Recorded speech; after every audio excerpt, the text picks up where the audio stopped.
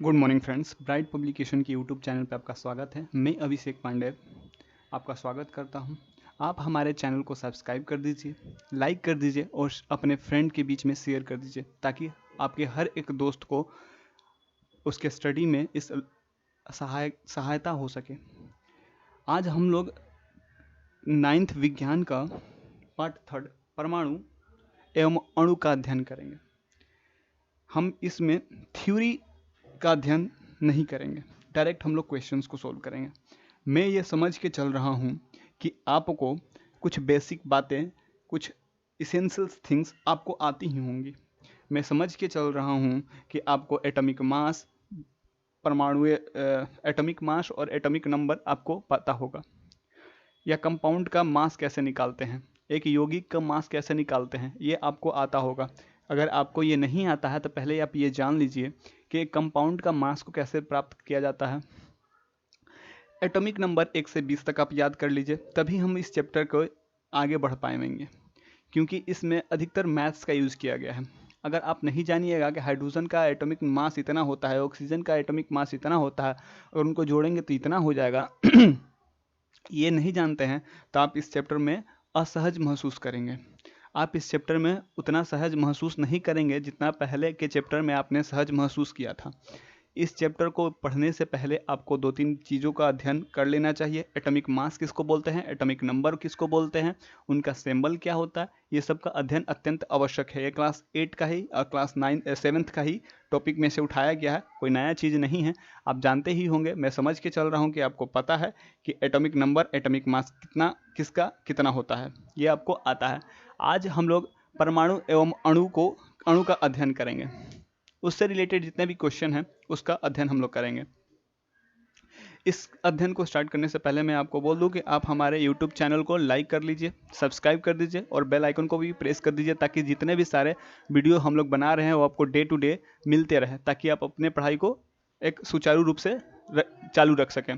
परमाणु एवं अणु, पहला क्वेश्चन बोलता है जल में कितना प्रतिशत हाइड्रोजन होता है। जल में कितना प्रतिशत हाइड्रोजन होता है, तो पहले आपको ये जानना पड़ेगा कि जल बना किससे है। तो जल बना है, जल किससे मिलकर बना है, जल मिलकर बना है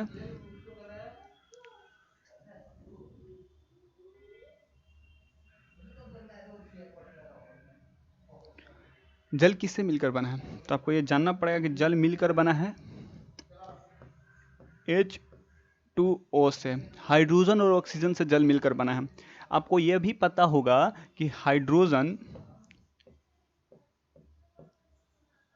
हाइड्रोजन का एटॉमिक नंबर, एटॉमिक मास कितना होता है, 1 होता है। एटॉमिक मास कितना होता है, 1 होता है। और ऑक्सीजन का कितना होता है, ऑक्सीजन का 16 होता है। तो अगर वाटर H2O से बना है, 2 एटम हाइड्रोजन के और 1 एटम ऑक्सीजन का, तो हम उनका मास लिख देते हैं 1 और इसका 16। ये 2 से मिला है तो यहाँ 2 से मल्टीप्लाई कर देंगे। ये 1 एटम से मिलकर बना है तो यहाँ 1 से गुना कर देंगे, फिर इन दोनों को जोड़ देंगे। तो 2 × 1, 2 × 1 2, 16 × 1 16, 18। पानी का मास, द्रव्यमान कितना होता है, 18 होता है। पानी का द्रव्यमान 18 होता है। अब हम लोग निकालेंगे कि इसमें हाइड्रोजन कितने प्रतिशत है। टोटल मास कितना हो गया, वाटर का 18 हो गया, लेकिन हाइड्रोजन कितना प्रतिशत है, हाइड्रोजन कितना है, तो हाइड्रोजन इसमें 2 ग्राम है। कितना है, 2 ग्राम है। आपको परसेंटेज निकालने आता होगा, आप मैथ्स में पढ़े होंगे कि परसेंटेज किसी भी चीज़ का कैसे निकालते हैं। जैसे प्रॉफिट एंड लॉस में ही हम लोग, आपको मैथ्स का ये थोड़ा मैं बता दूं कि अगर प्रॉफिट परसेंट निकालना हो, क्या निकालना हो, प्रॉफिट परसेंट निकालना हो, तो हम लोग क्या लिखते हैं, प्रॉफिट बटे में CP इंटू 100। सेम इसी कॉन्सेप्ट का हम लोग भी यूज़ करेंगे, सेम इसी कॉन्सेप्ट का हम लोग इस्तेमाल करेंगे। जैसे हम लोग परसेंटेज निकालते हैं, परसेंटेज निकालने के लिए किसी भी लाभ का या प्रॉफिट परसेंट हम लोग निकालते हैं ना, प्रॉफिट परसेंट निकालने के लिए हम लोग किसका यूज़ करते हैं, प्रॉफिट परसेंट निकालने के लिए P% is equal to profit बटे में CP इंटू 100, इसका यूज़ करते हैं। सेम फॉर्मूला का यूज़ हम लोग यहाँ भी करेंगे। तो हमारा टोटल मास कितना है H2O का, इसके पहले मैंने निकाल के दिखाया 18, और इसमें हाइड्रोजन कितना है, हाइड्रोजन 2 है, हाइड्रोजन 2 ग्राम है, 2 एटम है, 1 ग्राम का, 1 एटम का 1 ग्राम, तो 2 ग्राम, 2 एटम का 2 ग्राम। तो इसका परसेंट निकालेंगे हम लोग।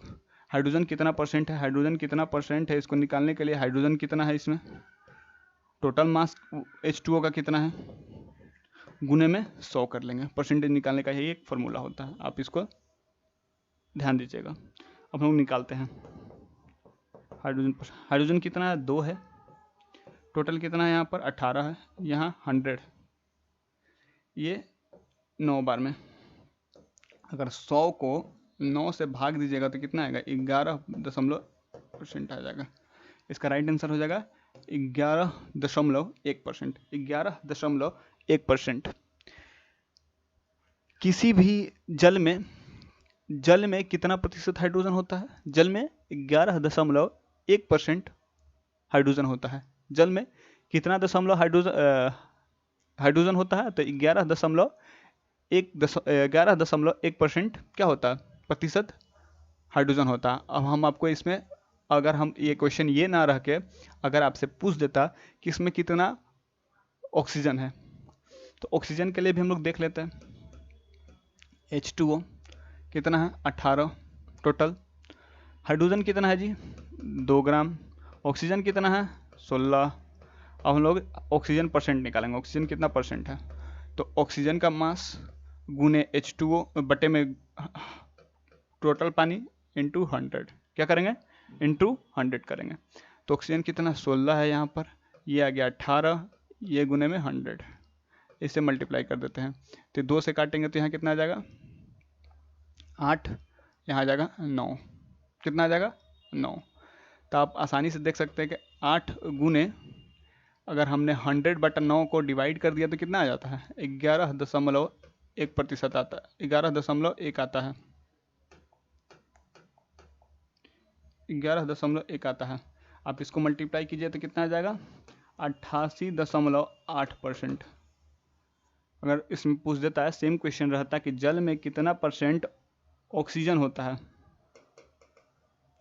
कितना परसेंट ऑक्सीजन होता है, तो 88.8% क्या होता है, ऑक्सीजन होता है। कैसे निकाला, पहले हम लोग क्या करेंगे, इसको निकालने के लिए पहले आप लोग को ये पता होना चाहिए कि हाइड्रोजन का एटॉमिक मास कितना होता है, ऑक्सीजन का एटॉमिक मास कितना होता है, और पूरे वाटर का एटॉमिक मास कितना हो जाएगा। हाइड्रोजन जितना एटम होगा उतना एटम उसके मास से मल्टीप्लाई कर देंगे, जितना एटम ऑक्सीजन का होगा उतना ही मास से उसको मल्टीप्लाई करेंगे, दोनों को जोड़ के हम लोग निकाल लेंगे कि टोटल उस कंपाउंड का, टोटल उस यौगिक का मास कितना होता है।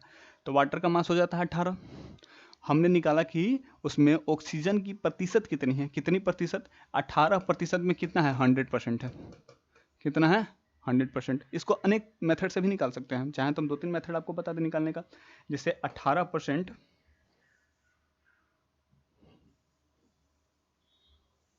ये मैथ्स का चीज़ है, समझ गया।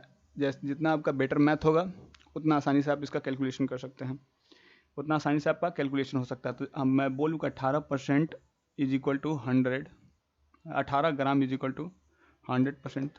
1 ग्राम में कितना होगा, 100/18। मैं बोल रहा हूँ कि ऑक्सीजन कितना होता है, तो 16 ग्राम, तो 16 ग्राम में कितना हो जाएगा, 100/18 इंटू 16। इससे भी निकालिएगा तो कितना आएगा, 88.8% आ जाएगा राइट आंसर इसका। 88.8% इसका राइट आंसर आ जाएगा, समझ गए। चलिए हम लोग दूसरा क्वेश्चन पे अब बढ़ते हैं, दूसरा क्वेश्चन को देखते हैं। उम्मीद है आपको ये समझ में आ गया होगा, और आप एटॉमिक नंबर 1 से लेकर 20 तक आप याद कर लीजिएगा। नहीं हो पाएगा तो मैं आपके पास, अगर आपके पास ना हो एटॉमिक नंबर, मैं आपको प्रोवाइड करवा दूंगा अगले दिन या इसी वीडियो के अंत में। आपको atomic number, atomic mass, exit 1 से लेकर 20 तक मैं आपको प्रोवाइड करवा दूंगा ताकि आप याद कर सकें। दूसरा क्वेश्चन हमारा बोलता है कि जल के एक अणु में हाइड्रोजन एवं ऑक्सीजन का भार का अनुपात होता है। एक अणु कहने का मतलब, एक अणु हाइड्रोजन एवं ऑक्सीजन का, जल के एक अणु कहने का मतलब, जल का एक अणु कहने का मतलब कि H2O यहाँ एक रहेगा। क्या होता है, ये एटम का मास दिखाता है, कितना एटम है, कितना। जैसे कि हम लोग ग्लास में पानी भरते हैं तो 1 गिलास, 2 गिलास, 3 गिलास, 4 गिलास बोलते हैं ना। एक टेबल पे मान लीजिए 5 गिलास पानी रखा हो तो क्या बोलिएगा, 5 गिलास पानी है। तो ग्लास क्या है, 5 क्या है, न्यूमेरिकल वैल्यू क्या होता है, ग्लास मान लीजिए ये हो गया, और 5 क्या हो गया, न्यूमेरिकल वैल्यू हो गया। तो वैसे ही एक क्या हो गया, उसका अणु हो गया, और वाटर H2O हो गया। इसमें बोलता है कि जल के एक अणु में हाइड्रोजन एवं ऑक्सीजन का भार का अनुपात बताइए। भार का अनुपात कितना होता है, इसके पहले वाले चैप्टर में भी मैंने आपको बताया था, या इसके पहले भी मैंने आपको बताया कि हाइड्रोजन का एटॉमिक मास कितना होता है, 1 होता है। हाइड्रोजन का एटॉमिक मास कितना होता है, 1 होता है। लेकिन यहाँ पर कितना एटम हाइड्रोजन है, तो यहाँ पर 2 एटम हाइड्रोजन है। हाइड्रोजन 2 एटम है और ऑक्सीजन 1 एटम है, लेकिन टोटल H2O कितना एटम है, वो 1 एटम है। वो यहाँ से पता चल जाएगा, वो यहाँ से पता चल जाएगा। अगर H2O केवल लिखा हुआ है तो इसे क्या कहिएगा कि 1 एटम H2O का है, 1 एटम पानी है। अगर यहाँ पर 2H2O लिख दिया जाए, यहाँ 2H2O लिख दिया जाए, तब क्या कहिएगा कि 2 एटम पानी है। क्या है, 2 एटम पानी है। अगर 2H2O लिख दिया जाए तो कहिएगा कि 2 एटम पानी है। ठीक है। क्वेश्चन बोला है कि एक जल के एक अणु में हाइड्रोजन और ऑक्सीजन का अनुपात बताइए। तो पहले हम लोग जल का परिभाषा लिख लेते हैं, जल का फॉर्मूला लिख लेते हैं, H2O। एक अणु के लिए हमने 1 दे दिया। 2 अणु किसका है, हाइड्रोजन का, और 1 अणु ऑक्सीजन का है। तो आप जानते होंगे कि हाइड्रोजन का एटॉमिक मास 1 होता है और ऑक्सीजन का 16 होता है। यहाँ पर 2 अणु है, तो 2 × 1 प्लस यहाँ पर कितना है, 1 है, तो 1 × 16, तो 2 + 16 = कितना हो जाएगा, 18। लेकिन हम लोग यहाँ अनुपात निकालना है अणुओं का, तो यहाँ पर 2 ग्राम क्या है, हाइड्रोजन है, और 16 ग्राम क्या है, ऑक्सीजन है। 2 ग्राम क्या है, हाइड्रोजन है, और 16 ग्राम ऑक्सीजन है। तो इसका अनुपात नहीं निकाल दीजिएगा आप, तो 2:16 कटेगा तो काट देंगे, 1:8 हो जाएगा, 1:8 हो जाएगा। जल में हाइड्रोजन अथवा ऑक्सीजन का कितना अनुपात होता है, चाहे आप गंगा का जल लाइए, चाहे आप किसी तालाब का जल लाइए, समुद्र का जल लाइए, आप हमेशा 1:8 के अनुपात में ही पाया जाएगा। 1:8 के ही 1:8 के अनुपात में ही वो हमेशा पाया जाएगा। तो जल के एक अणु में हाइड्रोजन एवं ऑक्सीजन का भार का अनुपात होता है, कितना होता है, राइट आंसर बी हो जाएगा, 1:8। हमने अभी निकाल के आपको बताया, 1:8 कितना हो जाता है, 1:8 हो जाता है। कितना होता है, 1:8 हो जाता है। ठीक, हम लोग तीसरे क्वेश्चन पे जाते हैं, देखते हैं तीसरा क्वेश्चन क्या बोलता है। मैं आपको फिर से बोल रहा हूँ कि एटॉमिक नंबर, एटॉमिक मास को आप याद करके रखिएगा। कंपाउंड कैसे बनता है, कंपाउंड बनाने का तरीका क्या है, जैसे H2O ही हमको बनाना था। आपको हमें थ्योरी के टॉपिक में, जब मैं थ्योरी आपको बताऊंगा उस समय आपको प्रॉपर ढंग से कैसे एक कंपाउंड का फॉर्मेशन होता है, कैसे उनका एटॉमिक मास का यूज होता है, ये सब मैं आपको उस थ्योरी में बता दूंगा। चलिए तीसरा नंबर क्वेश्चन हम लोग देखते हैं।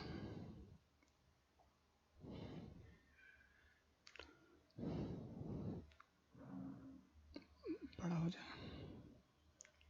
ताकि आपको साफ साफ नजर आवे, इसलिए मैं बड़ा कर देता हूं उसको। कौन सा तत्व मुक्त परमाणु के रूप में पाया जाता है, कौन सा तत्व ऐसा है जो मुक्त परमाणु के रूप में पाया जाता है। ऑप्शन में है हाइड्रोजन, ऑक्सीजन, आर्गन, क्लोरीन। आपको मैं बता दूं कि मुक्त परमाणु के रूप में पाने का अर्थ क्या है, जो मुक्त रूप में, केवल वो कोई कंपाउंड ना बनाए, वो किसी भी चीज के साथ रिएक्शन यानी प्रतिक्रिया ना करे, वो मुक्त रूप में मौजूद रहे। तो इसमें हाइड्रोजन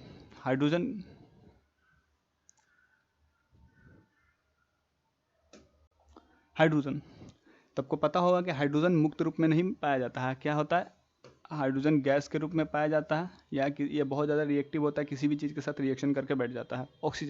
ऑक्सीजन भी मुक्त रूप में नहीं पाया जाता है, यह भी एक गैस के रूप में पाया जाता है, जिसको O2 या O3 बोलते हैं। O3 को ही ओजोन बोलते हैं, O3 को ओजोन बोलते हैं। O2 के रूप में पाया जाता है, यह भी मुक्त रूप में नहीं पाया जाता। आर्गन क्या है, नॉन रिएक्टिव गैस। क्या है, नॉन रिएक्टिव गैस या नोबल गैस भी बोलते हैं इसको। ये नोबल गैस के कैटेगरी में आते हैं। नोबल गैस को हम लोग एटॉमिक, जब इसका फुल अध्ययन करेंगे हम लोग थ्योरी का, तो उसमें हम आपको बताएंगे कि कौन सा ऐसा गैस है जो जो क्रिया ही नहीं करता है किसी भी पदार्थ के साथ, जो अभिक्रिया नहीं कर सकता है, तो आर्गन इसका राइट आंसर हो जाएगा। आर्गन क्या है? राइट आंसर हो जाएगा। आर्गन मुक्त रूप में पाया जाता है, आर्गन मुक्त रूप में पाया जाता है। क्लोरीन भी एक गैस है, Cl2 बोलते हैं उसको, Cl2। ये भी, वो भी बहुत ज़्यादा रिएक्टिव है, वो भी क्लोरीन क्या है? बहुत ज़्यादा रिएक्टिव है।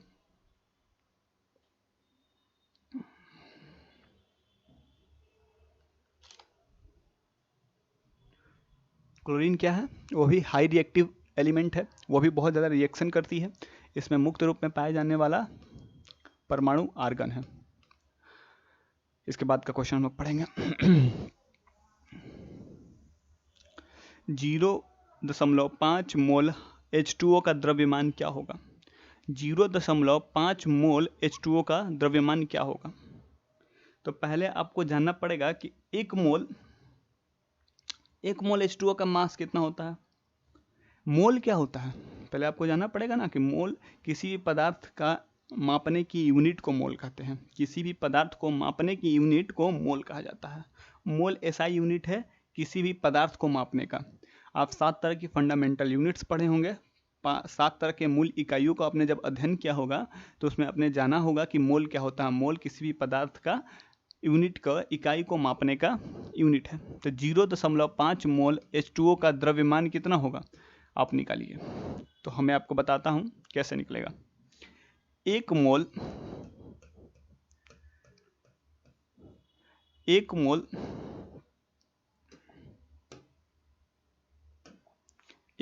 H2O का भार कितना होता है? 18 ग्राम होता है। कितना होता है? एक मोल H2O का भार 18 ग्राम होता है। तो 0.5 यानी आधा, 0.5 मोल H2O का मास कितना होगा? 18 बटे में 1/2, 9 ग्राम। राइट आंसर हो जाएगा बी, 9 ग्राम। राइट आंसर हो जाएगा बी। आंसर देख लेते हैं कहीं ये गलत नहीं ना है।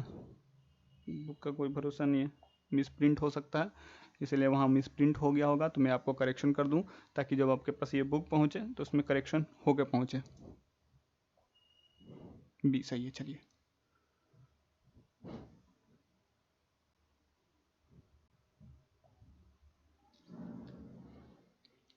पांचवा नंबर क्वेश्चन क्या कहता है?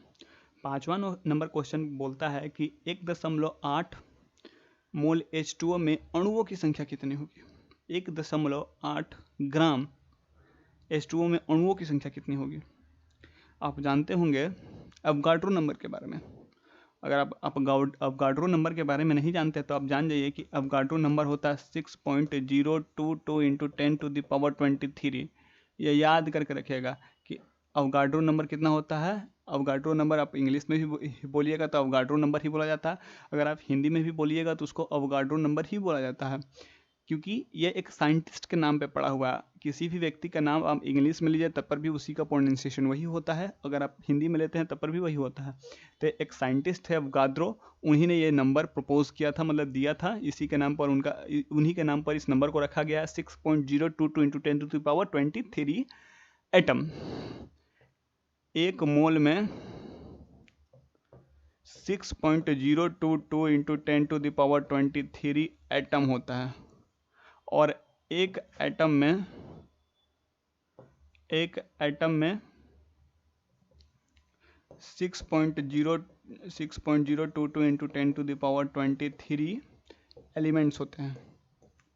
समझ गए? तो हम लोग निकालना क्या है, हम थोड़ा आपको थ्योरी इसी में दे देते हैं, क्योंकि ये चैप्टर मैथमेटिकल है, आपको फर्स्ट टाइम मिल रहा होगा, थोड़ा कठिनाई होती होगी इसको बनाने के लिए, इसलिए मैं थोड़ा थोड़ा आपको थ्योरी भी इसमें देते जा रहा हूँ कि इतना H2O में अणुओं की संख्या कितनी होगी। अणुओं की संख्या कितनी होगी? तो आपको जानते होंगे कि 18 ग्राम H2O में 6.022 इंटू 10⁻23 एटम यानी अणु होते हैं। ठीक, 18 ग्राम हाइड्रोजन में जितना भी किसी भी कंपाउंड का उसका जो एटॉमिक मास होता है, द्रव्यमान होता है, उतना ही उसका अणु की संख्या होती है। एक मोल में 6.022 इंटू 10⁻23 एटम होता है। तो 1 ग्राम में कितना होगा? यूनिटरी मेथड अब जानते होंगे क्लास 5-6 से ही सिखाया जाता है एक एक करके निकालने की विधि, जिसको इंग्लिश में यूनिटरी मेथड बोलते हैं। तो 1 ग्राम वाटर में कितना होगा 6.022 इंटू 10⁻23 बट्टे में 18। हमें निकालनी कितनी है, हमें निकालनी है, हमें निकालना है 1.8 ग्राम में कितना होता है 6.022 इंटू 10⁻23 बट्टे में 18 इंटू 1.8। तो इस पॉइंट को हटाएंगे, यहाँ 0 आ जाएगा, इससे इसे कटा, एक से ये कटा, तो इसका आंसर क्या आ जाएगा 6.022 इंटू 10⁻22। ऑप्शन में है कहीं 10⁻22, डी आंसर सही होगा इसका। अगर आपको ये साफ साफ नज़र नहीं आया होगा तो मैं आपको साफ साफ नज़र दिखाने के लिए कुछ उपाय करता हूँ। मैं ब्लैक बोर्ड पे चला जाता हूँ। मैं अब यहाँ आपको बताता हूँ ताकि इस क्वेश्चन को आप आसानी से समझ सकें, क्या हो आसानी से समझ सकें। जैसे मैं आपको बताता हूँ, यहाँ पर क्वेश्चन बोल रहा था, क्वेश्चन हमारा बोला था कि 1.8 ग्राम H2O में 1.8 ग्राम H2O में कितना अणु होगा, यही क्वेश्चन था। तो हम लोग जानते हैं कि H2O क्या, H2O, तो H2O का एटॉमिक मास कितना होता है, H2O का एटॉमिक मास कितना होता है। इसके पहले वाले क्वेश्चन में भी मैंने अभी तक चौथा बार हो गया H2O का मास निकालते हुए। तो H2O का मास कितना होता है, H2O 2 into 1 plus 16 18। 18 gram H2O में 1 मोल एटम होता है। 18 ग्राम H2O में तो हम लिख सकते हैं यहाँ पर 18 ग्राम H2O में कितना होता है 6.022 इंटू 10⁻23 एटम होता है। क्या होता है, एटम होता है। तो 1 ग्राम में कितना होगा, 1 ग्राम में होगा 6.022 इंटू 10⁻23 बट्टे में 18। क्या हो जाएगा, बट्टे में 18। अगर हमको निकालना है 1.8 में कितना हो जाएगा 6.022 इंटू 10⁻23 बट्टे में 18 1.8। दशमलव हटाएंगे तो नीचे एक 0 आ जाएगा, इससे ये कटा, 0 से कटा 22। राइट आंसर हो जाएगा 6.022 इंटू 10⁻22 एटम। 1.8 ग्राम H2O में कितना अणु होगा, तो इसका राइट आंसर हो जाएगा डी। मैंने आपको 2 बार निकाल के दिखा दिया कि कितना होता है। यहाँ पर भी मैंने निकाला था 6.022 इंटू 10⁻22 6.022 10⁻22। पहले आप यह याद करके रखिएगा कि एक अवोगाड्रो नंबर की संख्या कितनी होती है, एक मोल में कितना होता है। एक अवोगाड्रो नंबर होता है 6.022 इंटू 10⁻23 6.022 इंटू 10⁻23।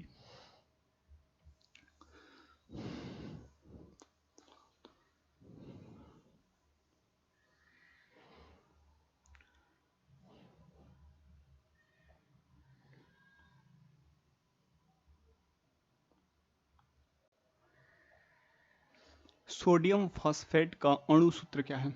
जैसे मैंने पहले ही आपको बताया था कि कुछ चीज़ आपको मैं समझ के चल रहा हूँ कि आता है। क्या होता है, समझ के चल रहा हूँ कि आता है, नहीं तो मैं पूरा थ्योरी यहाँ पर क्वेश्चन में नहीं बता पाऊंगा। मैं कुछ कुछ बता दूंगा जो आपको सहायता करे ताकि समझ सकें आप। सोडियम फॉस्फेट, सोडियम का फॉर्मूला क्या होता है, Na+। क्या होता है, Na+। और फॉस्फेट का सूत्र क्या होता है, फॉस्फेट का सूत्र होता है PO4 3-। यहाँ से क्या है, प्लस में 1 है तो यहाँ 1 आ जाएगा, यहाँ माइनस में 3 है तो यहाँ 3 आ जाएगा। क्रॉस मल्टीप्लिकेशन करेंगे, क्या करेंगे, क्रॉस मल्टीप्लिकेशन, इसको इससे इसको उससे, तो ये हो जाएगा Na3 4 क्या हो जाएगा, Na3PO4। अमोनियम फॉस्फेट का फॉर्मूला होता है Na3PO4। ये जहाँ पर नजर आ जाए कहाँ पर है, Na, नंबर सी इसका राइट आंसर हो जाएगा। कैसे निकला मैंने आपको बता दिया। जिस भी चीज़ का फॉर्मूला या किसी भी कंपाउंड का फॉर्मूला निकालने के लिए का है तो उस कंपाउंड किस किस तत्व से मिलकर बना है, उस तत्व की फॉर्मूला आपको पता होना चाहिए। उस पर कितना पावर होता है या नीचे कितना चार्ज होता है, उसकी कितनी वैलेंसी होती है, ये भी आपको पता होना चाहिए, तभी ये इस तरह की फॉर्मूला को आप बना सकते हैं। मैं थ्योरी में आपको वैलेंसी बताऊंगा कि किस तरह किस एलिमेंट का कितना वैलेंसी होता है, या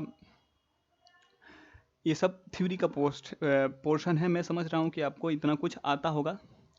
कैसे निकाला मैं थोड़ा थोड़ा बता सकता हूँ आपको कि सोडियम का प्लस होता है, प्लस एक होता है, फॉस्फेट का PO4 3 माइनस होता है, तो जितना जिसका पावर या चार्ज होता है उसको बाहर निकाल देते हैं। सोडियम पे 1 था, फॉस्फेट पे 3 था, दोनों का क्रॉस मल्टीप्लिकेशन कर दिए, Na3PO4 हो गया। क्या हो गया, Na3PO4 हो गया, Na3PO4 हो गया। तो इसका राइट आंसर सी हो जाएगा। अच्छे से समझ गए आप।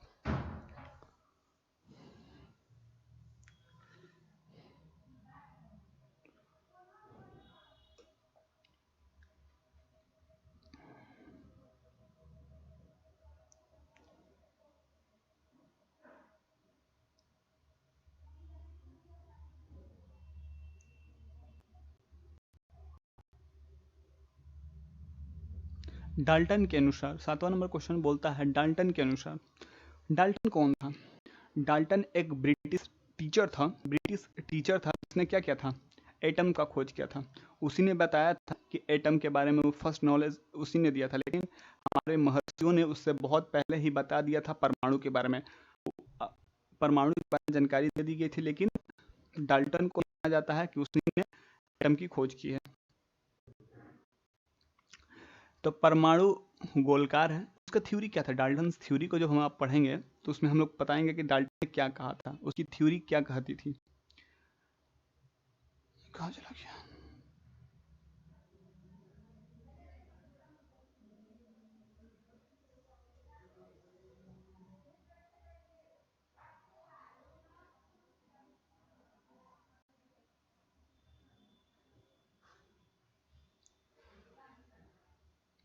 डाल्टन के अनुसार परमाणु गोलकार है, परमाणु अविभाज्य है, परमाणु के केंद्र में नाभिक है, अवेशित कणों से बना है। इसका राइट, डाल्टन का थ्योरी क्या कहता है कि परमाणु अविभाज्य है, परमाणु अविभाज्य है। क्या है, परमाणु अविभाज्य है।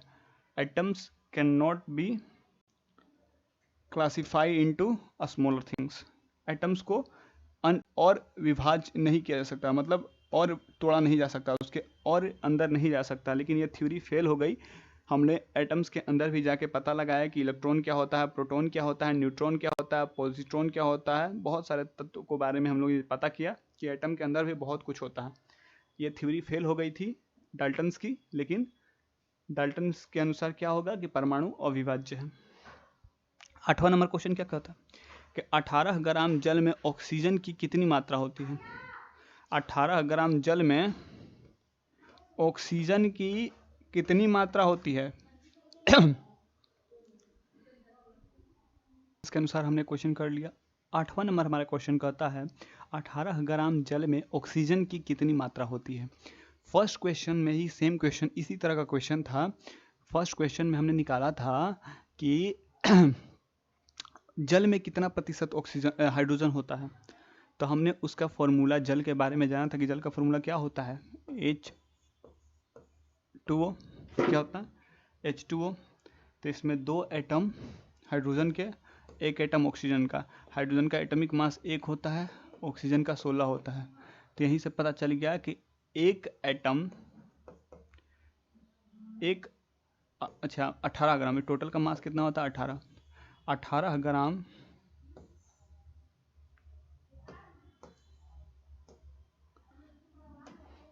18 ग्राम H2O में 16 ग्राम क्या होता है, ऑक्सीजन होता है। क्या होता है, 16 ग्राम ऑक्सीजन होता है। राइट आंसर 16 हो जाएगा। लेकिन इसमें यही पूछ दिए कि 18 ग्राम जल में कितना, 18 ग्राम जल में हाइड्रोजन की मात्रा कितनी होती है? तो 18 ग्राम जल में हाइड्रोजन की मात्रा कितनी होती है? 2 ग्राम क्या होता है? हाइड्रोजन होता है।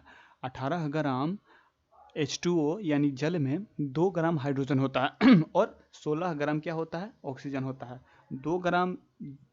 2 ग्राम हाइड्रोजन होता है और 16 ग्राम ऑक्सीजन होता है। हम लोग 9वां नंबर क्वेश्चन करते हैं।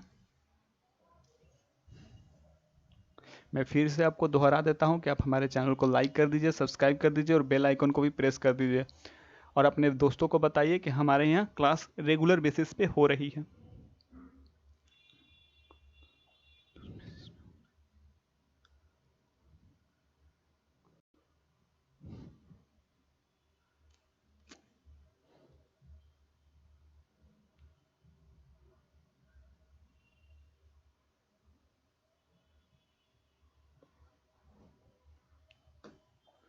इसमें क्वेश्चन बोल रहा है यौगिक x और y का संयोजकताएं क्रमशः 3 और 4 है। इनसे निर्मित यौगिक का अणु सूत्र क्या होगा? इनसे निर्मित यौगिक का अणु सूत्र क्या होगा? तो इसमें बोल रहा है कि संयोजकताएं, संयोजकताएं मीन्स इंग्लिश में वैलेंसी बोलते हैं। क्या बोलते हैं? वैलेंसी। क्या होता है? वैलेंसी होता है।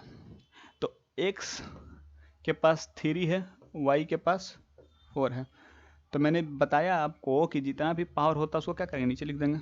आराम से लिख दीजिए, क्रॉस मल्टीप्लिकेशन कीजिए। x4 y3 x4 y3 क्या हो जाएगा? अगर यौगिक x और यौगिक y की संयोजकताएं क्रमशः 3 और 4 है। कितना है? क्रमशः 3 और 4 है। क्रमशः 3 और 4 है तो उनसे निर्मित यौगिक का अणुसूत्र क्या होगा?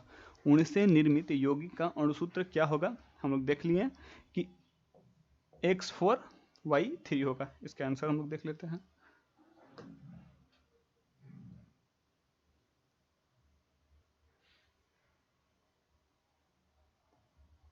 x4y3 क्या था?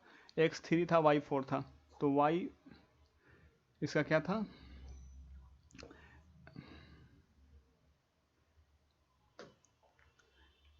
x3 था, y4 था, तो इसका x4y3 हो जाएगा। राइट आंसर ए, x4y3 इसका राइट आंसर हो जाएगा। ठीक है।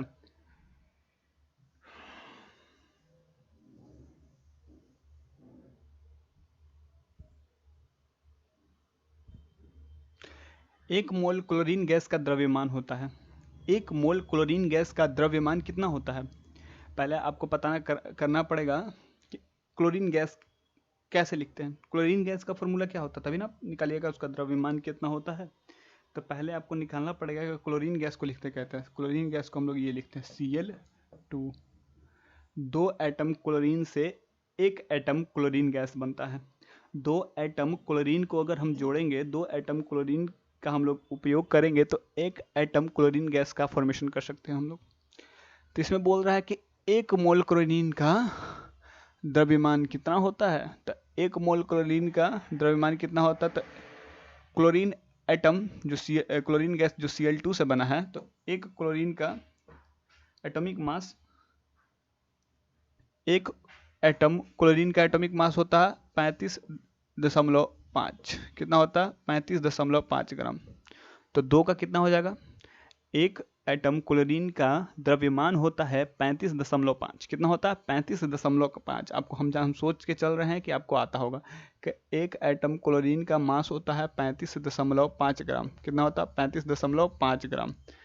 कितना होता है? 35.5 ग्राम। तो 2 क्लोरीन गैस किससे बना है? 2 एटम क्लोरीन से 1 एटम क्लोरीन गैस बनता है। तो क्लोरीन गैस बना Cl2 से, तो 35.5 को 2 से मल्टीप्लाई कर देगा तो कितना आ जाएगा? 71। 1 मोल क्लोरीन गैस का द्रव्यमान कितना होता है? 71 होता है। कितना होता है? 71 होता है। उत्तर ए इसका सही होगा, 71 सही होगा। 11वां नंबर हम लोग क्वेश्चन देखते हैं।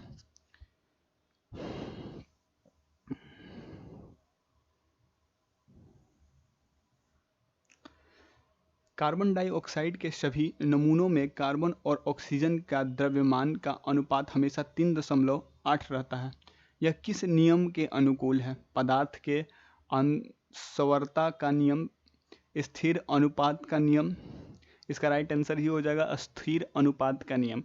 जब आप थ्योरी पढ़िएगा तो डाल्टन्स का थ्योरी पढ़िएगा, उसके बाद लवोजियस का थ्योरी पढ़िएगा, तो उसमें आपको पता चल जाएगा स्थिर अनुपात का नियम होता है। किसी वैज्ञानिक के अनुसार परमाणु अविभाज्य होता है। किस वैज्ञानिक के अनुसार परमाणु अविभाज्य होता है? इसके पहले हमने पढ़ा, जब आप थ्योरी पढ़िएगा तो उसमें सबका थ्योरी है, क्या क्या कौन किस साइंटिस्ट ने, किस वैज्ञानिक ने क्या क्या कहा था, वो सब हम लोग थ्योरी के सेशन में पढ़ेंगे। किस वैज्ञानिक के अनुसार परमाणु अविभाज्य होता है? किस वैज्ञानिक के अनुसार परमाणु अविभाज्य होता है? ऑप्शन में है रदरफोर्ड, डाल्टन्स, प्राउड्स और बोर। तो इसका राइट आंसर क्या हो जाएगा? आप सभी जानते होंगे कि डाल्टन्स ने एटॉमिक थ्योरी दिया था। क्या दिया था? परमाणु सिद्धांत दिया था। डाल्टन्स ने एटॉमिक थ्योरी दिया था। उस थ्योरी में इन्होंने क्या कहा था कि परमाणु अविभाज्य है। क्या है? Atoms can not divided, atoms can not be divisible, इसको इंग्लिश में बोल सकते हैं। डाल्टन्स ने सिद्धांत दिया था कि परमाणु अविभाज्य है, परमाणु अविभाज्य है। क्या है? परमाणु अविभाज्य किसने दिया था? डाल्टन्स ने दिया था। डाल्टन्स एटॉमिक थ्योरी में आप पढ़िएगा कि परमाणु अविभाज्य है, परमाणु अविभाज्य है। हम लोग 12वां क्वेश्चन कर लिए थे, आज 13वां क्वेश्चन देखते हैं। तत्व के वो सूक्ष्मतम कण जो मुक्त रूप में नहीं रहते हैं किंतु सभी रासायनिक अभिक्रियाओं में भाग लेते हैं कहलाते हैं। तत्व का वह भाग जो हर एक रासायनिक अभिक्रियाओं में भाग लेता है उसे क्या कहते हैं? पहला ऑप्शन है अणु, दूसरा नाभिकीय, तीसरा परमाणु, चौथा पिंड। इसका राइट आंसर होगा अणु। राइट आंसर होगा अणु।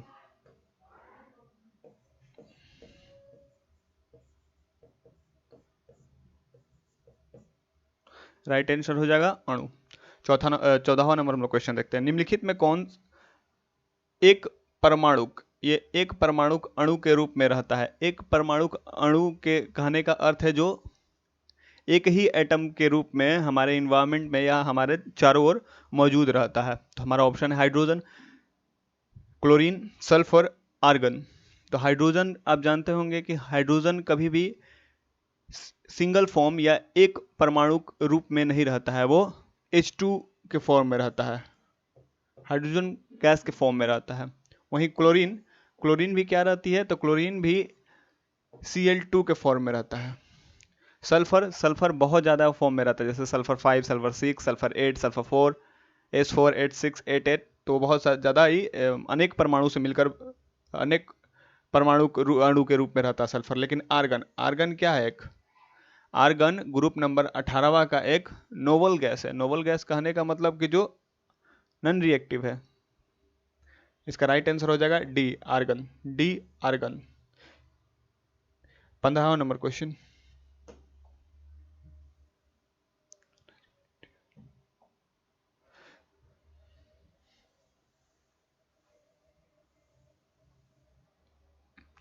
तत्व ए और बी की संयोजकताएं क्रमशः 3 और 2 है। इस तत्व के संयोग से बने यौगिक का सूत्र क्या होगा? हम लोग जाने थे इससे पहले भी कि केमिकल फॉर्मूला कैसे बनता है। अगर हमारे पास 2 एलिमेंट दिया हुआ है और उसकी संयोजकता हमें पता है तो हम आसानी से उसका फॉर्मूला बना सकते हैं।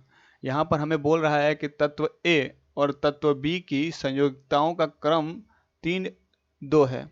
तो मान लेते हैं कि ए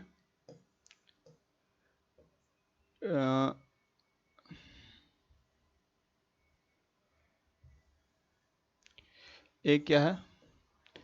पे 3 प्लस है और बी पे 2 माइनस है, तो यहाँ 3 यहाँ आ जाएगा, 2 इसका आएगा, क्रॉस मल्टीप्लिकेशन कर देंगे तो A2B3 बनाएगा। क्या बनाएगा? A2B3, इसका राइट आंसर हो जाएगा बी। राइट आंसर हो जाएगा बी।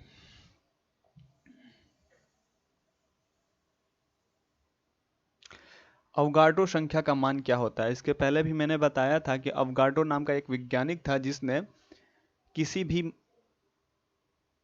भी पदार्थ को मापने का यूनिट दिया था, इकाई दिया था, उसका क्या नाम था? Avogadro number. अवगाड्रो नंबर का वैल्यू कितना था? 1 Avogadro number is equal to 1 Avogadro number is equal to होता 6.022 इंटू 10 टू द पावर 23।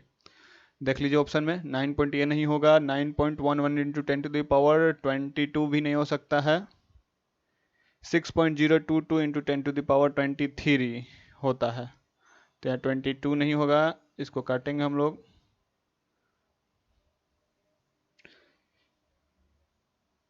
10⁻23 होगा, उत्तर क्या हो जाएगा सही इसका? डी इसका सही हो जाएगा। इसको करेक्शन कर लीजिएगा आप, आपको जब हमारा बुक प्रोवाइड किया जाएगा तो उसमें सारा करेक्शन करके दिया जाएगा। तो एक अवगाड्रो संख्या का मान कितना होता है? 6.022 इंटू 10⁻23 इंटू 10⁻23 होता है। ये याद करके रख लीजिएगा। 5.85 ग्राम NaCl में NaCl किसके बराबर होता है? इस क्वेश्चन को हम लोग बड़ा कर लेते हैं।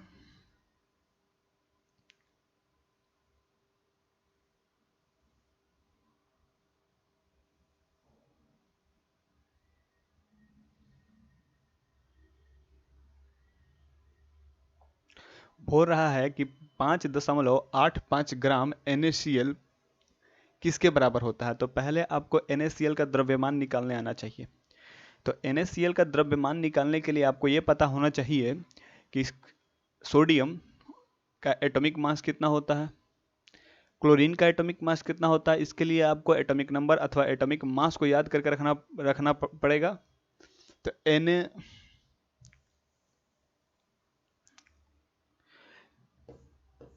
NaCl, तो सोडियम का एटॉमिक मास होता है 23, Na का एटॉमिक मास होता है 23 ग्राम। ठीक है, कितना होता है? 23 ग्राम। और क्लोरीन का मैंने बताया था कि 35.5 ग्राम होता है। टोटल को जोड़ेंगे तो कितना हो जाएगा? 23 प्लस 35.5 कितना हो जाएगा? 538.5 ग्राम। इसको हम निकाल लिए 5 ग्राम NaCl होता है एटॉमिक मास उसका, या द्रव्यमान कह सकते हैं आप। अब हम देखते हैं कि क्वेश्चन बोल रहा है कि 5.85 ग्राम NaCl में NaCl किसके बराबर होता है। मतलब कहने का हमारा यह है कि क्वेश्चन कह रहा है कि 5.85 ग्राम NaCl में कितने मोल होते हैं। तो आपको पता होना चाहिए कि द्रव्यमान एक एटम के द्रव्यमान के बराबर, या एक मॉलिक्यूल्स या कंपाउंड के द्रव्यमान के बराबर 1 मोल होता है। तो हम कह सकते हैं कि 58.5 ग्राम NaCl इज इक्वल टू कितना होता है? 1 मोल। कितना होता है? 1 मोल। तो हम निकालेंगे कि 1 ग्राम, यूनिटरी मेथड आप जानते होंगे तो आपको समझने में तनिक भी तकलीफ नहीं होगा। 1/58.5 हम आ गया, और हमारा मांग कितना रहा? 5.85 ग्राम NaCl कितने के बराबर होता होगा?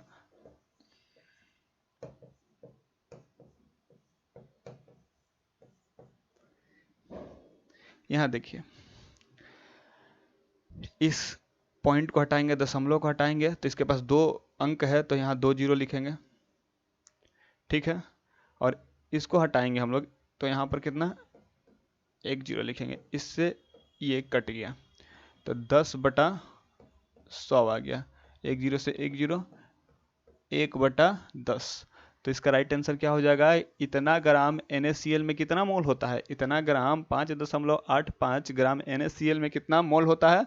तो हम इसका आंसर लिखेंगे 1/10 मोल। 1/10 मोल। आप देख सकते हैं यहाँ पर मैंने पूरा ड्राइव करके आपको दिखा दिया कि कैसे निकलता है। सबसे पहले आपको किसी भी कंपाउंड का द्रव्यमान निकालने के लिए जो जो एलिमेंट उस कंपाउंड में उपयोग किया गया है उसका एटॉमिक मास पता होना चाहिए। अगर उसका द्रव्यमान आपको पता रहेगा तो ही आप ये मास निकाल पाइएगा। जब तक ये मास आप नहीं निकाल पाइएगा तब तक ये आप नहीं निकाल पाइएगा, क्योंकि किसी भी कंपाउंड के द्रव्यमान के बराबर 1 मोल होता है। ठीक है, जैसे हम आपको पहले भी बता दिया था कि 18 gram H2O is equal to 1 मोल।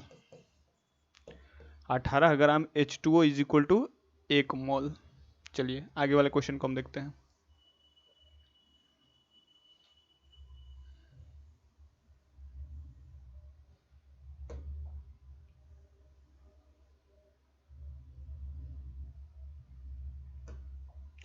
बोल रहा है मीथेन के भार के विचार से कार्बन और हाइड्रोजन का अनुपात क्या होगा।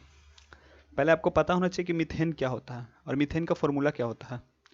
मीथेन होता है CH4 को मीथेन कहते हैं। क्लास 9th में ही आपको बता दिया गया होगा, ये सब क्लास 8 का ही पार्ट है कि मीथेन क्या होता है, CH4। तो CH4 को आप देख रहे हैं तो आपको क्या नजर आ रहा है कि एक एटम कार्बन का और 4 एटम हाइड्रोजन का। एक एटम कार्बन का और 4 एटम हाइड्रोजन का मिलकर क्या बनाता है, एक एटम CH4 बनाता है, यानी एक एटम मीथेन बनाता है। एक एटम मीथेन बनाने के लिए क्या क्या जरूरत पड़ता है, एक एटम कार्बन और 4 एटम हाइड्रोजन। तो इसका हमारा क्या बोल रहा है कि मीथेन में भार के विचार से कार्बन और हाइड्रोजन का अनुपात क्या होगा। तो हाइड्रोजन का अनुपात कितना हो जाएगा, 1:4। कितना हो जाएगा, 1:4। ऑप्शन भी गलत है यहाँ, 1:4 कर लीजिएगा। क्या कीजिएगा, 1:4। अभी आंसर सही हो जाएगा। ऑप्शन गलत हो गया था, उसको क्या कर लीजिएगा, आप सुधार लीजिएगा, 1:4 कर लीजिएगा। क्या कर लीजिएगा, 1:4 हो जाएगा। इसको मैं अच्छे से लिख देता हूँ, 1:4। देख लिए मीथेन का फॉर्मूला क्या होता है, CH4। एक एटम कार्बन का और 4 एटम हाइड्रोजन का मिलकर एक एटम CH4 बनाता है। एक एटम CH4 बनाता होगा तो आप ये देख रहे होंगे कि एक एटम कार्बन का यूज हो रहा है और 4 एटम हाइड्रोजन का यूज हो रहा है। तो उसको आप रेशियो में लिखिएगा, अनुपात में लिखिएगा तो क्या लिखिएगा, 1:4। 1:4, ठीक है। देखते हैं हम लोग 19वां नंबर क्वेश्चन। एक बूंद जल में कितने अणु हैं। एक बूंद जल का भार अगर इतना ग्राम है। बोल रहा है कि एक बूंद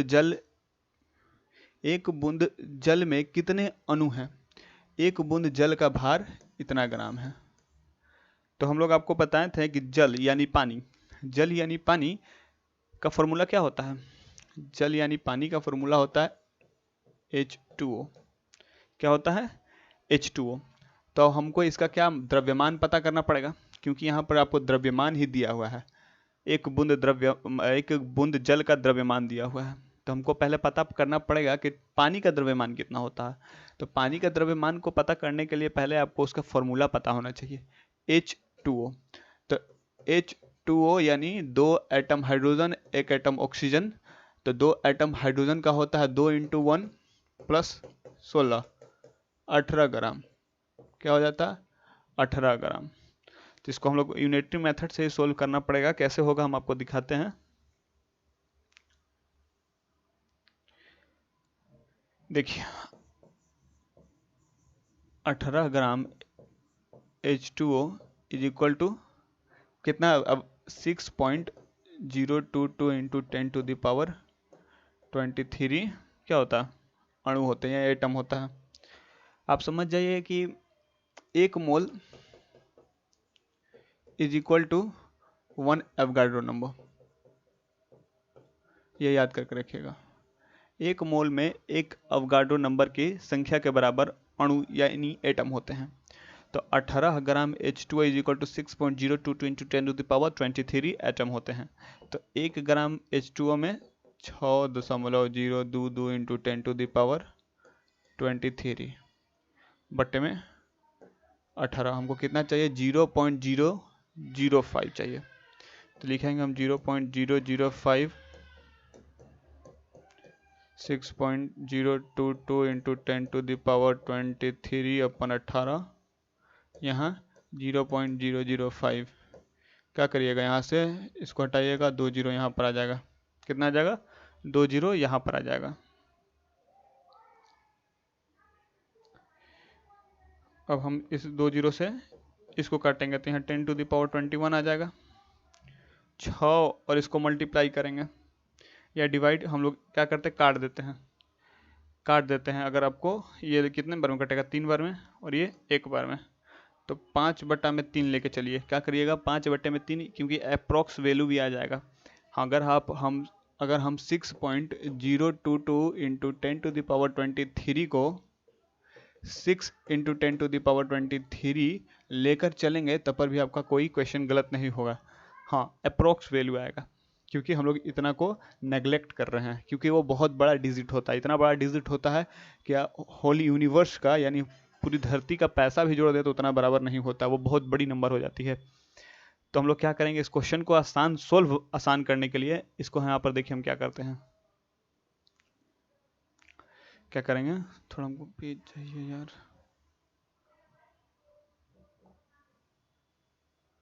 इतना स्पेस हमारे लिए काफ़ी है।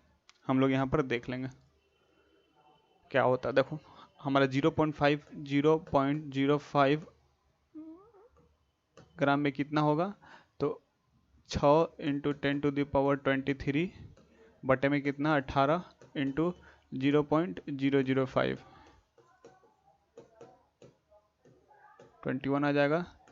3 बार में 5, ये आ जाएगा 5/3 इंटू में 10⁻21। 10⁻21 है कहीं। हम लोग 19वें नंबर क्वेश्चन को देख रहे थे। एक बूंद जल में कितने अणु के बराबर, एक बूंद जल में कितने अणु हैं, एक बूंद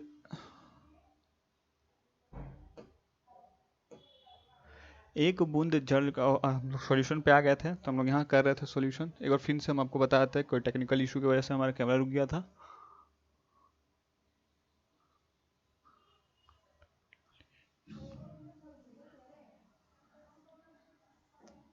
क्वेश्चन बोल रहा है कि एक बूंद जल में कितने अणु हैं, एक बूंद जल का भार कितना है, इतना ग्राम है। ठीक, इसको हम थोड़ा जल्दी कर देते हैं। आपको पता होगा कि H2O यानी जल 18 ग्राम का होता है। 1 Avogadro number is equal to 6.022 into 10⁻23। इसको 6 × 10⁻23 ले लीजिएगा, ताकि आपको आसानी हो सॉल्यूशन करने में, सोल्व करने में, ताकि कट सके। हम जानते हैं कि 18 gram H2O is equal to 6 × 10⁻23 atom यानी अणु होता है। तो 1 ग्राम में कितना होगा, 6/18 इंटू 10⁻23। तो 0.05 में कितना होगा, तो 0.05 is equal to 6 × 10⁻23 divided by 18 into 0.005। यहाँ से पॉइंट को हटाएंगे तो नीचे 2 जीरो, ये 3 बार में, ये आ गया 5 बट ये 0 कटेंगे तो ये 21 आ जाएगा। तो 5/3 इंटू 10⁻21। 10⁻21 कहीं है आपको, यहाँ 2 जगह है, यहाँ दोनों तो एक ही लग रहा है। 1.6, अच्छा, तो इसका राइट आंसर क्या हो जाएगा, 1.67। अगर 5 को 3 से डिवाइड कीजिएगा, तो 5 को 3 से डिवाइड कीजिएगा तो एक बार में 2, यहाँ पॉइंट दीजिएगा 0, 6, 1.67 इंटू 10⁻23। 0.05 ग्राम पानी में, 0.05 ग्राम पानी में कितना एटम होता है, तो 1.67 इंटू 10⁻21 एटम होता है। 0.05 ग्राम पानी में कितना एटम होता है, तो 1.67 इंटू 10⁻21 एटम होता है। चलिए 20वां नंबर हम लोग क्वेश्चन देखते हैं।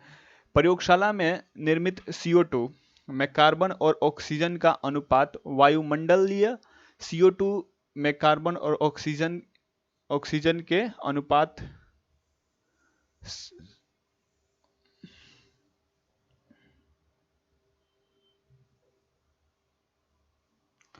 अनुपात से है। जो हमारे लेबोरेटरी में कार्बन डाइऑक्साइड होता है यानी CO2 होता है, और जो CO2 हमारे इन्वायरमेंट यानी वातावरण में होता है, तो उसमें क्या अंतर है। जो प्रयोगशाला में कार्बन डाइऑक्साइड होता है, उसमें कार्बन और ऑक्सीजन के अनुपात में क्या अंतर होता है, अधिक होता है, पहला ऑप्शन। दूसरा कम होता है, तीसरा समान होता है, चौथा इनमें से कोई नहीं। इसका राइट आंसर क्या हो जाएगा, समान होता है। यहाँ भी एक एटम कार्बन का है तो 2 एटम ऑक्सीजन का है। यहाँ भी एक एटम कार्बन का है तो 2 एटम ऑक्सीजन का है। ठीक है, तो इसका राइट आंसर क्या हो जाएगा? सी, समान होता है। क्या होता है? समान होता है।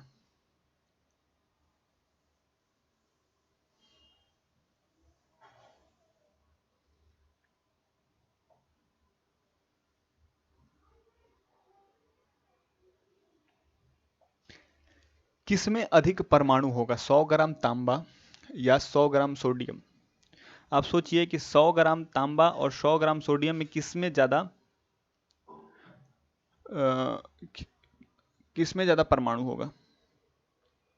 तो आप जानते होंगे कि एटॉमिक मास यानी द्रव्यमान के बराबर एक द्रव्यमान में 6.022 इंटू 10⁻23 एटम होता है। हमारा 100 ग्राम तांबा भी है, 100 ग्राम सोडियम भी है। 100 ग्राम तांबा भी है, 100 ग्राम सोडियम भी है। तो आप जानते ही होंगे कि 23 gram sodium Na is equal to 6.022 into 10⁻23 atom हो जाएगा। मात्र 23 ग्राम सोडियम में ही कितना हो जाएगा? 6.022 इंटू 10⁻23 एटम हो जाएगा। वहीं Cu कॉपर, Cu का एटॉमिक मास कितना होता है? Cu का एटॉमिक मास कितना होता है?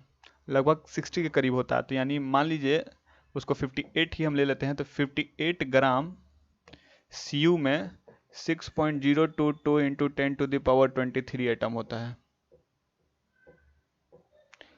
देखिए आप कि 23 ग्राम में ही इतना हो गया एटम, और ये 58 ग्राम में इतना हो रहा है। तो 100 ग्राम इसका भी, 100 ग्राम इसका भी, तो सोडियम का एटम ज़्यादा हो जाएगा कि नहीं? वो 23 में ही इतना हो जा रहा है, और ये 58, मान लीजिए कि 2 आदमी एग्जाम दे रहा है, कोई 23 घंटा में पढ़कर ही उस आदमी के बराबर पढ़ लेता है, और कोई 58 घंटा पढ़ता है तो ये इतना होमवर्क या काम कंप्लीट कर पाता है। 2 आदमी किसी कार्य को करते हैं, ये क्वेश्चन आपने देखा होगा, कोई आदमी इतना घंटे काम कर रहा है और इतना कार्य को खत्म कर देता है। दूसरा आदमी इतना घंटे काम कर रहा हो और सेम कार्य कर रहा है, मतलब उतना ही कार्य कर रहा है। तो दोनों आदमी इतना इतना घंटा काम करता, तो कौन आदमी ज़्यादा काम करेगा?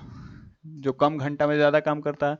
यानी सोडियम, 100 ग्राम सोडियम में ज़्यादा एटम होगा compare to carbon, compare to तांबा। तो इसका राइट आंसर हो जाएगा सोडियम। राइट आंसर क्या हो जाएगा? सोडियम। हाँ, सही है।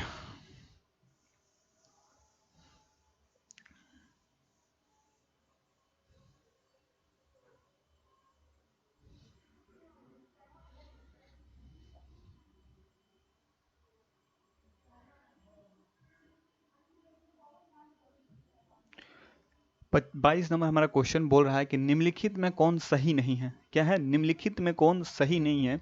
किसी भी यौगिक के एक मोल में, किसी भी यौगिक के एक मोल में 6.022 इंटू 10⁻23 अणु होते हैं। ये एकदम सही है। मैंने आपको बताया अभी, किसी भी यौगिक के एक मोल में कितना होता है? 6.022 इंटू 10⁻23, 6.022 इंटू 10⁻23। दूसरा बोलता है कि किसी भी यौगिक के एक मोल का भार, ग्राम में व्यक्त उसके आणविक द्रव्यमान के बराबर होता है। यह भी सही है, यह भी सही है। तीसरा देखते हैं, एसटीपी पर, ये आप जानिएगा तो एसटीपी क्या होता है? एक स्पेशल प्रेशर होता है, उस पर किसी भी गैस के एक मोल का आयतन 22.4 लीटर होता है। 22.4 लीटर होता है, 22.4 लीटर होता है। और वहीं बोला कि एसटीपी पर किसी भी गैस के एक मोल का आयतन, ये आप जानते होंगे कि आयतन का यूनिट क्या होता है? आयतन का यूनिट क्या होता है? आयतन का यूनिट कभी आप ग्राम सुने हैं? तो यहीं आपको पता चल जाता है कि एसटीपी पर किसी भी गैस, एक मोल गैस का आयतन कितना होता है?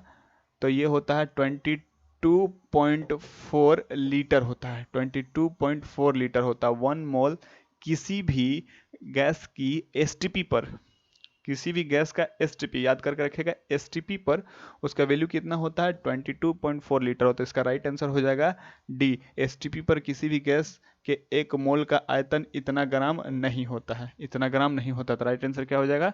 डी।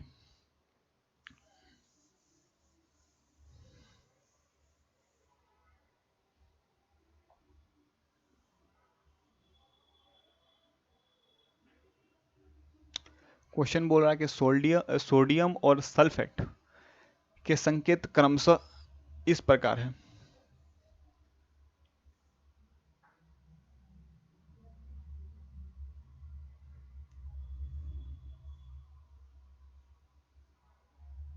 क्या था? सोडियम और सल्फेट। सोडियम और सल्फेट। सोडियम का सिंबल क्या होता है? सोडियम का सिंबल होता है एन।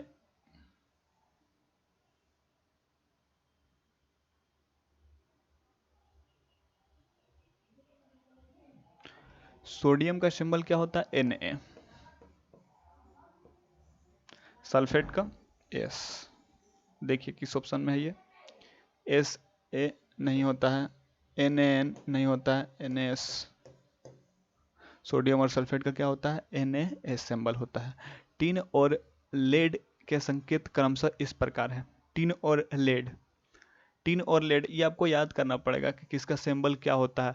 किसी किसी के नाम से ही पता चल जाता है और किसी किसी एलिमेंट का उसके नाम पर पता नहीं चल पाता। किसी किसी तत्व का उसके नाम से ही हम लोग पता लगा लेते हैं कि उसका सिंबल क्या होगा, और किसी किसी का नहीं लगा पाते। उसके पीछे कारण यही है कि सबका नाम जो लिया गया लेटिन वर्ड से लिया गया है। लेटिन वर्ड से लिया गया है, लेटिन वर्ड में उसको किसी और नाम से बोला जाता है, इसीलिए उसका सिंबल और उसके नाम में अंतर पाया जाता है। वैसे ही सोडियम को हम लोग Na लिखते हैं, लेकिन इसका स्पेलिंग होता है SO से, लेकिन उसका स्टार्ट कैसे होता है? Na से। हमारा 24 नंबर क्वेश्चन बोलता है कि टीन और लेड के संकेत क्रमशः इस प्रकार है।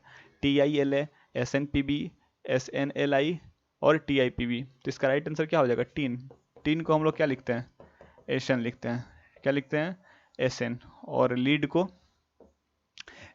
हम लोग पीबी लिखते हैं। क्या लिखते हैं? पीबी। पीबी माने लीड और एशन माने टीन। तो देख लीजिए किस ऑप्शन में? B option. बी ऑप्शन एकदम इसका सही होगा। बी ऑप्शन सही होगा। बी ऑप्शन सही होगा इसका। परमाणु द्रव्यमान इकाई है। परमाणु द्रव्यमान इकाई है। किसी भी परमाणु के द्रव्यमान का इकाई किस आधार पर निकाला जाता है? कार्बन 12 परमाणु के द्रव्यमान का 12वां भाग, ऑक्सीजन 16 परमाणु के द्रव्यमान का 16वां भाग, हाइड्रोजन परमाणु के द्रव्यमान के बराबर होता है। उपयुक्त में से कोई नहीं। इसका राइट आंसर क्या हो जाएगा? 12 कार्बन 12 परमाणु के द्रव्यमान के 12वें भाग के बराबर होता है, यानी 1/12 के बराबर होता है। किसी भी एटम का एटॉमिक मास 1/12 कार्बन के 12वें भाग के बराबर होता है। कार्बन के 12वें भाग के 12वें के कार्बन के 12वें भाग के बराबर होता है।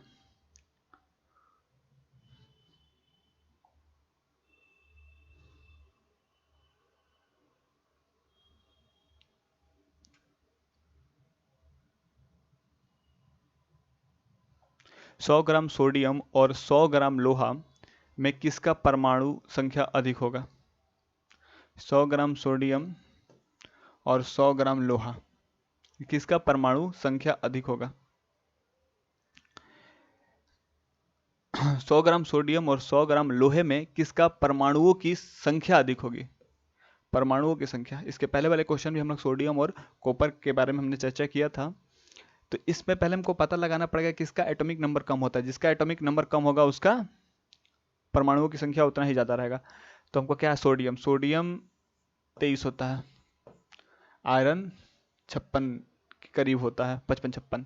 तो इसका एटॉमिक नंबर कम होता है, यानी इसमें परमाणुओं की संख्या भी ज्यादा होगा। तो सोडियम इसका राइट आंसर हो जाएगा। सोडियम में परमाणुओं की संख्या अधिक होती है लोहे के कंपेयर। अगर दोनों का वजन कितना है? 100 ग्राम है, तो 100 ग्राम में ज्यादा सोडियम का परमाणुओं की संख्या आएगी एज कंपेयर टू लोहा। और लोहा का साइन क्या होता है? Fe। फेरस बोलते हैं इसको। हम लोग आयरन पढ़ते हैं, इसका लैटिन वर्ड इसका नाम है फेरस।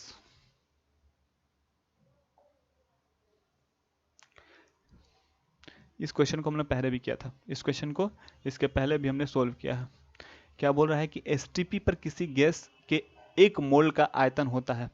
एसटीपी पर किसी भी गैस के 1 मोल का आयतन कितना होता है? 22.4 लीटर। 22.4 लीटर कहाँ पर है? 22.4 लीटर। डी ऑप्शन सही होगा। 22.4 लीटर। इसको हमने पहले ही डील कर लिया था इस क्वेश्चन को।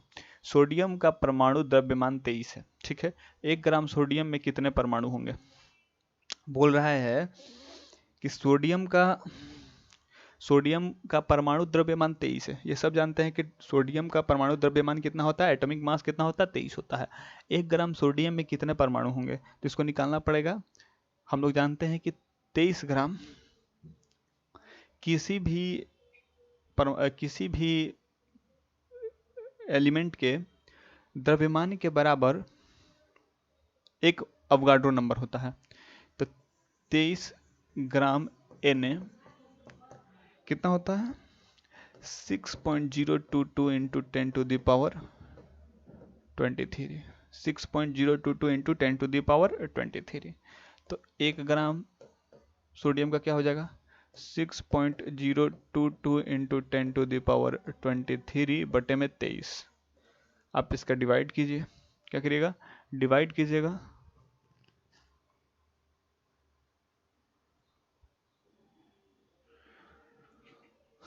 ऑप्शन सही है इसका, ऑप्शन में तो गलत है, उत्तर गलत है इसका। कितना,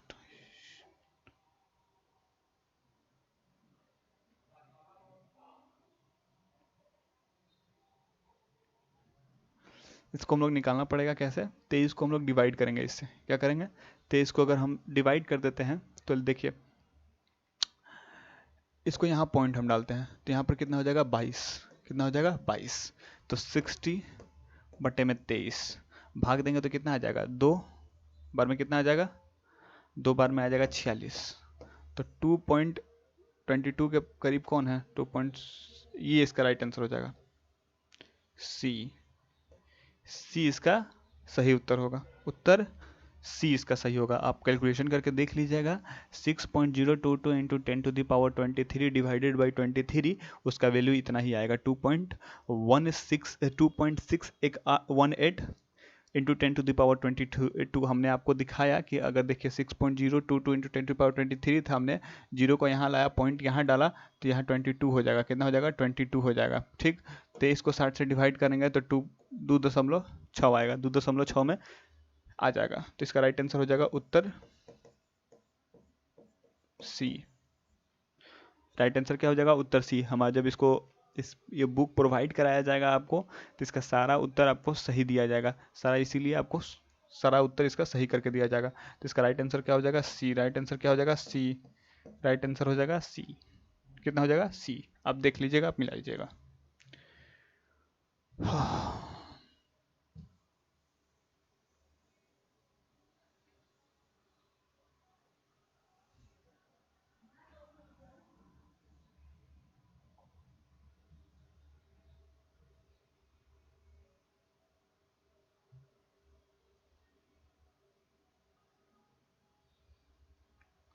कैल्शियम फॉस्फेट का अणु सूत्र क्या होता है, अणु सूत्र निकालने के लिए हमको बताया, हमने बताया है आपको कि जो जो एलिमेंट उसमें यूज किया गया है उसका वैलेंसी कितना होता है, संयोजकता कितना होती है, ये आपको पता हो जाएगा तो आप आसानी से निकाल लीजिएगा। तो हमको बोला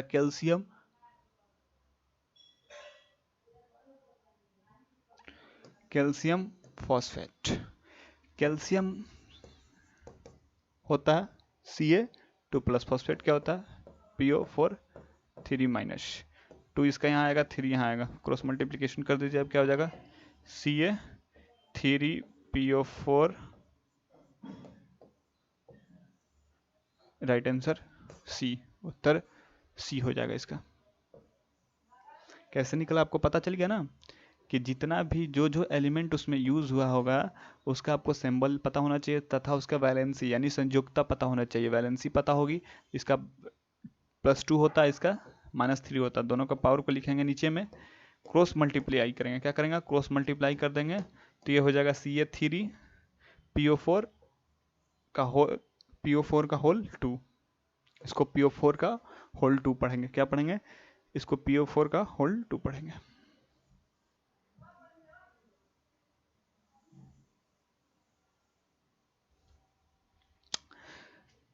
30 नंबर क्वेश्चन क्या कहता है कि 9 ग्राम जल में ऑक्सीजन की कितना मात्रा होती है, 9 ग्राम जल में ऑक्सीजन की मात्रा कितनी होगी।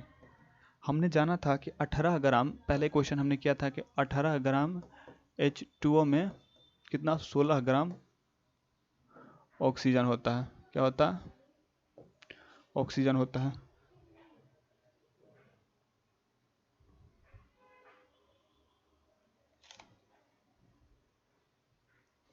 क्या 18 ग्राम H2O में 16 ग्राम ऑक्सीजन होता है?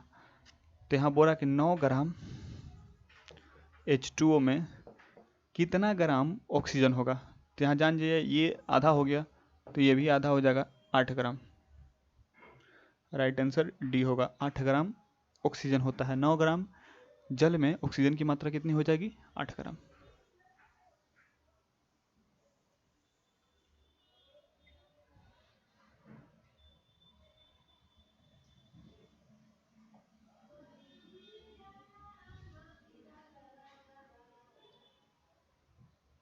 क्वेश्चन बोल रहा है कि निम्न तत्व में कौन द्विपरमाणुक नहीं है? द्विपरमाणुक कहने का मतलब जो कंबाइंड फॉर्म यानी दो एटम से मिलकर बना हो, दो परमाणुओं से मिलकर बना हो। क्लोरीन अब सभी जानते हैं Cl2 लिखा जाता है, दो परमाणु से मिलकर बना है। नाइट्रोजन, हाइड्रोजन और फॉस्फोरस। तो तुम्हें कौन सा द्विपरमाणुक नहीं है? क्लोरीन, हाइड्रोजन, नाइट्रोजन और फॉस्फोरस। फॉस्फोरस भी दो ऐसे बनते हैं, इसका राइट आंसर हो जाएगा नाइट्रोजन। क्या हो जाएगा? नाइट्रोजन। नाइट्रोजन N3 के फॉर्म में पाया जाता है। कितना? N3 का। तो इसका राइट आंसर हो जाएगा नाइट्रोजन।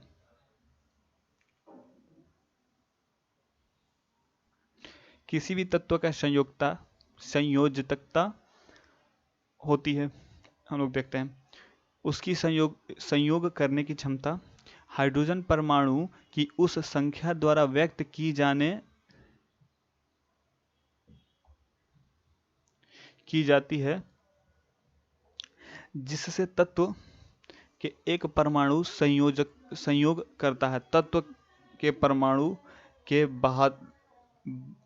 बृहत्तम कक्ष में उपस्थित इलेक्ट्रॉनों की संख्या पर निर्भर करता है उपयुक्त में से सभी। आप सभी जानते होंगे कि उसकी संयोजकता की क्षमता क्या होता है? इसका राइट आंसर डी हो जाएगा। राइट आंसर डी हो जाएगा, उपयुक्त में से सभी। उपयुक्त में से सभी हो जाएगा इसका राइट आंसर।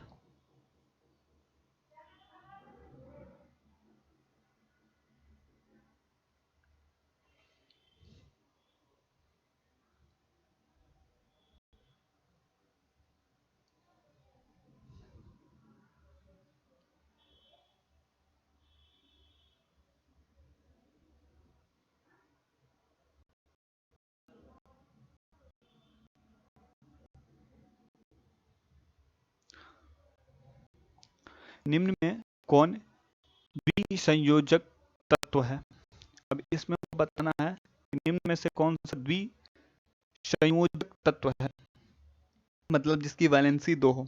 क्या हो? जिसकी वैलेंसी 2 हो। तो सोडियम, सोडियम को हमने सॉल्व किया तो हमने क्या लिखा है? Na+। मेटल प्लस में ही रहता है, मतलब इसको इलेक्ट्रॉन की भूख होती है, इसके पास इलेक्ट्रॉन कम होता है। मैग्नीशियम, मैग्नीशियम को Mg2+ लिखते हैं। इसी से पता चल गया कि द्विसंयोजक कौन है? मैग्नीशियम। आगे बढ़ने की आवश्यकता भी नहीं पड़ी हमें। इसका राइट आंसर हो जाएगा मैग्नीशियम। Mg2+ लिखते हैं। मैग्नीशियम को क्या लिखते हैं? Mg2+ लिखते हैं। 25 नंबर क्वेश्चन देखते हैं हम लोग। निम्नलिखित में कौन दो प्रकार के ऑक्साइड बनाता है? Copper, sodium, calcium, aluminium. इसका राइट आंसर क्या हो जाएगा? कॉपर। कॉपर दो तरह का ऑक्साइड बनाता है। कॉपर दो तरह का ऑक्साइड बनाता है। सोडियम, सोडियम एक तरह का ऑक्साइड बनाता है। कैल्शियम एक तरह का ऑक्साइड बनाता है। एल्यूमिनियम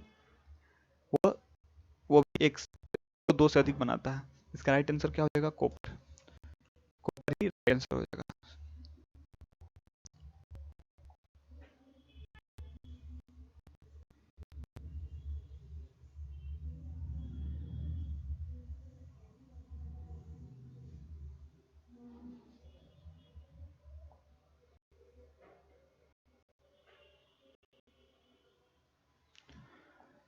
हमारा क्वेश्चन है रासायनिक संयोग के नियमों को प्रतिपादित किसने किया था? रासायनिक संयोग के नियमों को प्रतिपादित किसने किया था? केमिस्ट्री के पिता लोवोजियर ने। किसने किया था? लोवोजियर ने। डाल्टन ने क्या दिया था? डाल्टन ने परमाणु सिद्धांत दिया था। रदरफोर्ड ने क्या किया था? रदरफोर्ड ने खोज की थी एटम के अंदर जो नाभिक है उसकी खोज रदरफोर्ड ने की थी।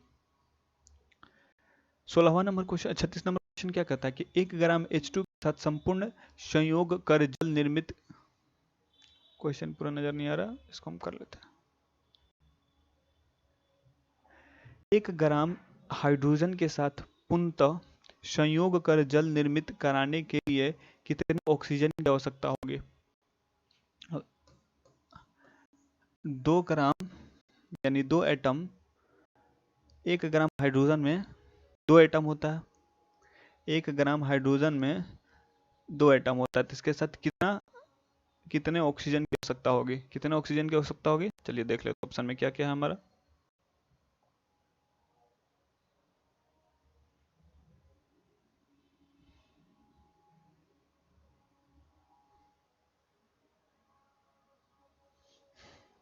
क्वेश्चन हमारा बोला है, क्वेश्चन क्या बोल के गया है हमारा कि 1 ग्राम यानी 1 ग्राम हाइड्रोजन, 1 ग्राम हाइड्रोजन के साथ हम कितना ग्राम ऑक्सीजन मिलाएंगे ताकि हमारा जल निर्माण हो सके यानी पानी बन सके? तो 8 ग्राम ऑक्सीजन लगाएंगे, क्योंकि 2 ग्राम H2 प्लस 16 ग्राम क्या ऑक्सीजन कितना बनाता है? 18 ग्राम H2O। लेकिन क्वेश्चन हमारा बोल रहा है कि ये कितना है? 1 ग्राम होता है। लो ऑफ आपने हम जाना होगा कि कोई भी कंपाउंड या कोई भी कोई भी कंपाउंड हमेशा एक निश्चित अनुपात में ही रहता है, वो अनुपात हम कभी बदलता नहीं है। यहाँ पर 1.16 नहीं हो सकता है क्योंकि ये गलत हो जाएगा। पानी हमेशा किस फॉर्म में रहता है? 1.8 के फॉर्म में ही रहता है। तो इसका राइट आंसर क्या हो जाएगा? 1 ग्राम हाइड्रोजन है तो 8 ग्राम हमको ऑक्सीजन लेना पड़ेगा। राइट आंसर 8 ग्राम ऑक्सीजन हो जाएगा।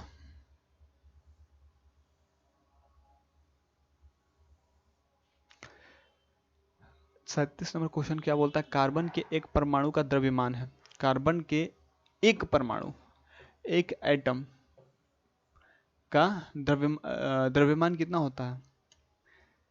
एक एटम कार्बन के द्रव्यमान का कितना हो जाएगा? देखते हैं, हम निकाल के आपको एकदम बताते हैं। इसको निकालना पड़ेगा यूनिटरी मेथड, फिर से वही यूनिटरी मेथड का यूज करना पड़ेगा। कार्बन के 1 ग्राम, तो आपको पता होगा कि 12 gram carbon into 6.022 into 10⁻23 atom होता है। इसको 6.022 इंटू 10⁻23 लिखने की जगह 6 इंटू 10⁻23 लिख लीजिएगा तो कोई दिक्कत नहीं है, ताकि कैलकुलेशन आसान हो सके। बोलता है कि 12 ग्राम 6 इंटू 10⁻23, तो 1 ग्राम में कितना हो जाएगा? 6/12 इंटू 10⁻23, 1/2, यहाँ 2 से आ जाएगा। तो इसका राइट आंसर क्या हो जाएगा? तो यहाँ 1/2 इंटू 10⁻23 है, तो हम क्या करेंगे, यहाँ इसको 10 दे देंगे तो पावर हो जाएगा 22। तो 5 इतना तो है ही नहीं, यहाँ पर 5 इंटू 10⁻22 ग्राम हो जाएगा। कितना हो जाएगा? 5 इंटू 10⁻22 ग्राम हो जाएगा। इसका राइट आंसर क्या? बी बोला ना, तो बी को काट के कर लीजिए। 5 इंटू 10⁻22 ग्राम पूरा अच्छे से लिख देता हूँ।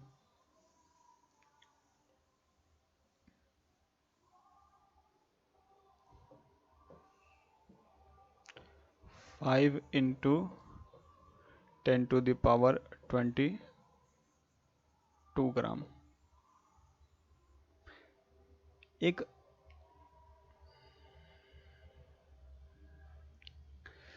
रुकिए, इसको जैसे हमने जाना कि 12 ग्राम कार्बन में कितना होता है? 6 इंटू 10⁻23 एटम होता है। तो 1 ग्राम में कितना हो जाएगा? 6 पॉइंट इंटू 10⁻23 बटे में 12, जिसका आंसर ये आएगा। तो आप इसका आंसर को इसको काट के 5 × 10⁻22 ग्राम लिख दीजिएगा।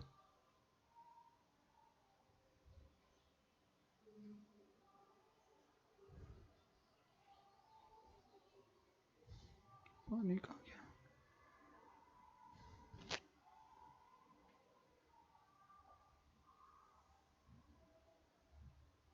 फ्लोरीन का संकेत क्या है?